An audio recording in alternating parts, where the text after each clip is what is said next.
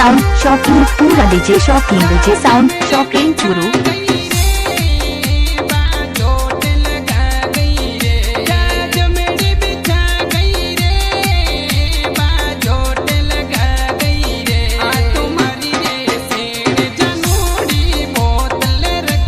बाबू सिंह का छोरा सुरेश जाता है वे लड़कियों की लाइन लग जाती है लड़कियां मर जाती है।